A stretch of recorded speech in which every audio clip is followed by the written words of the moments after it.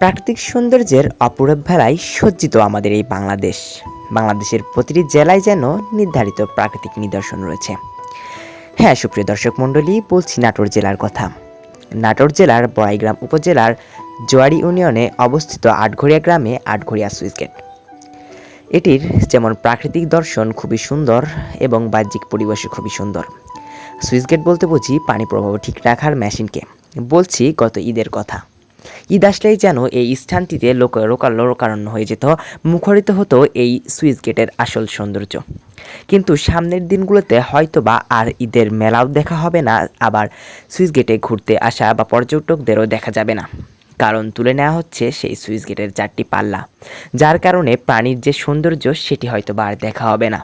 কিন্তু আসলে প্রাকৃতিক বিপর্যয় ঠেকাতে বর্তমানে মৎস্য যে তাদের জীবন অত্যন্ত দুর্বিষহ। সুইচ গেট থাকার কারণে তারা পারাপার হতে পারে না।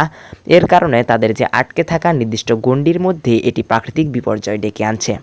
এছাড়াও সুইচ গেটের কারণে অনেকেই নিচ দিয়ে অর্থাৎ বাইরে কোনো কিছু মালামাল পরিবহন করতে পারে না। আবার এটি গ্রীষ্ম মৌসুমের দিকে সাধারণত খুলে বন্ধ করে দেওয়া হতো এবং বর্ষা মৌসুমে খুলে দেওয়া হতো। তাই ভারী ভারী যন্ত্রগুলো হয়তোবা এবার তুলে নিয়ে যাওয়া হচ্ছে।